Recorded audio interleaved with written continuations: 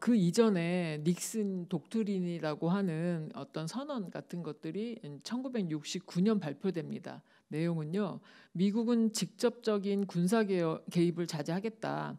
그다음에 핵 위협은 미국이 직접 대처하지만 아시아 국가는 국내 문제는 직접 해결해라라고 하는 독트린이었습니다. 당시는 미국으로서는 이제 베트남 전쟁이 장기화되면서 베트남 전쟁으로 인한 여러 가지 복잡한 문제 또 국내적인 어려움 이런 일들이 많이 있었던 상황에서 발표된 독트린입니다. 그래서 닉슨 이 이야기는 핵과도 같이 어떤 그 냉전기, 미소가 대립하는 냉전기에 중요한 그런 문제에 있어서는 미국이 나서겠지만 지역적인 군사나 혹은 뭐 국내 문제 같은 것들은 이제 직접 대처하라라고 하는 간단히 말씀드려서 그런 선언이었어요. 이런 닉슨 독트린이 발표가 되면서 닉슨이 말씀드렸었던 것처럼 중국과 핑퐁 대화를 하면서 이렇게 방문을 하는 일이 있었습니다.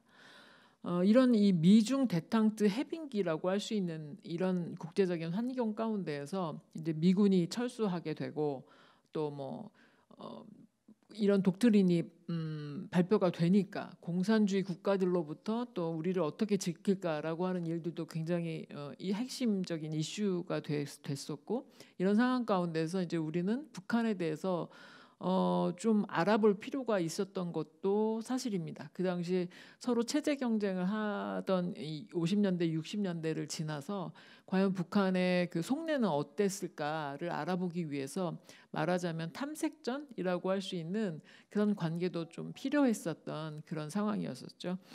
이런 상황 가운데서 이제 72년도에 남북 대화가 시작된 겁니다.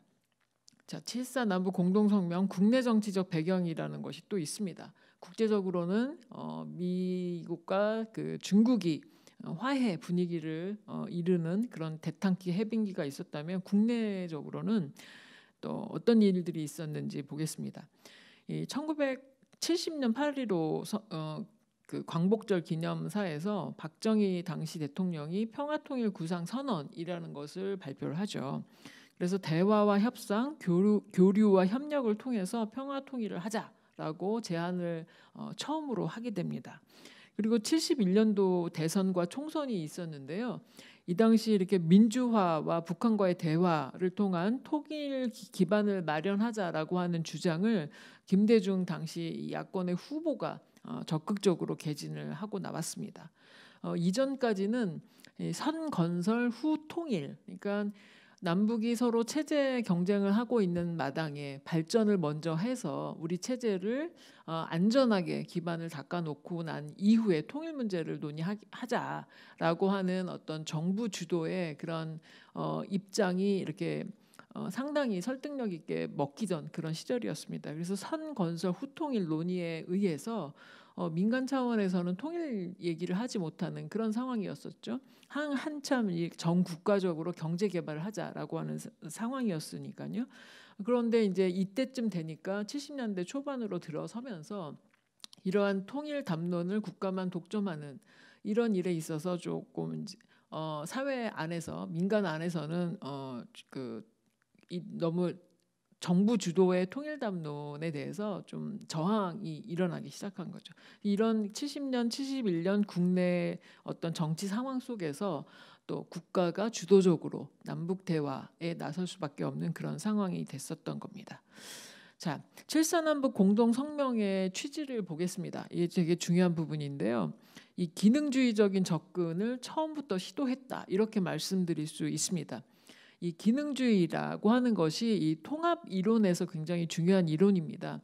이것은 유럽에서 유럽 통합을 주도하는 분들이 주장했었던 이론이기도 한데요. 어렵지 않습니다. 간단합니다. 비정치 군사, 그러니까 정치와 군사가 아닌 다른 그 소프트한 좀 연성적인 그런 분야에서부터 교류가 확대되다 보면 서로 다른 체제들이 서로 상호 의존성이 생기고 또 협력이 증가하게 된다. 그래서 각 부문 간의 기능적인 통합이 이루어지면서 한 부분의 통합이 다른 부분으로 확산되다 보면 전체 통합으로 나아갈 수 있다라고 하는 이론이 바로 이 기능주의라고 할 수 있습니다. 그래서 사회, 문화, 경제 이런 분야에서부터 서로 교류 협력하면서 상호 의존성을 키워가는 그런 전략이 통합 이론에 있어서 혹은 통일에 있어서의 기능주의적인 접근이다. 이렇게 이야기할 수 있죠. 이 스필오버 효과를 추구한다라고도 합니다. 이런 기능주의적인 접근에 따라서 1973년 박정희 정부가 평화통일 외교정책 선언 6.23 선언이라고 알려져 있는데요. 이런 선언도 천명을 하게 되는 거죠. 73년도니까 그 7.4 남북 공동 성명 이후에 우리의 그 평화통일 외교 정책으로서 발표된 겁니다. 자, 그래서 사진으로 보시는 것처럼 이제 남북 공동 성명이 채택이 되는데요. 이 남쪽에서는 이후락 당시 중앙정보부장이 올라갔었고요. 북쪽에서는 김영주 조선노동당 조직부장이 파트너로 나왔습니다. 그리고 이제 이후락 부장이 김일성과도 만나서 이렇게 건배하면서 회담에 임했었던 그런 모습입니다. 자, 내용을 잠깐 살펴보겠습니다. 7.4 남북 공동성명의 요지는 통일 원칙에 대해서 남북이 합의를 한 사항입니다. 첫째, 통일은 외세에 의존하거나 외세의 간섭 받음 없이 자주적으로 해결한다. 우리 민족끼리 해결한다. 둘째, 통일은 무력 행사에 의거하지 않고 평화적 방법으로 실현한다. 평화적인 통일을 추구한다. 이거죠. 셋째는 사상과 이념, 제도의 차이를 초월해서 민족적인 대단결을 도모한다. 라고 한 것이었는데요. 어렸을 적에 학교에서도 여러분 배우셨을지 모르겠습니다. 자주평화 민족 대단결이 7.4 남북 공동 성명의 요지였었다는 거죠. 자, 그리고 두 번째로는 남북 긴장 완화와 신뢰 조성을 위해서 말씀드렸었던 것처럼 기능주의적인 접근을 합니다. 긴장 상태를 완화하고 신뢰의 분위기를 조성하기 위해서 상대방에 대한 중상을 비방하고 상대방에 대한 중상 비방을 중지하고 무력 도발도 중지하고 군사 충돌이 나타날 수 있는 그런 사건을 방지하기 위해서 적극적인 조치를 추진하기로 그렇게 합의한 것이죠.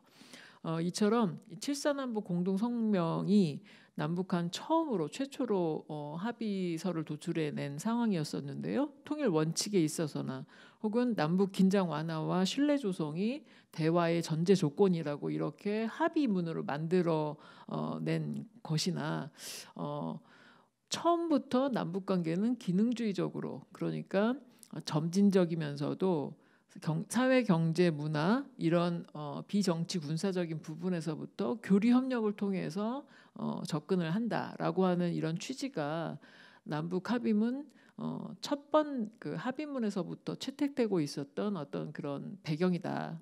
접근에 있어서의 어떤 큰 방향이다. 이렇게 생각해 볼 수 있습니다.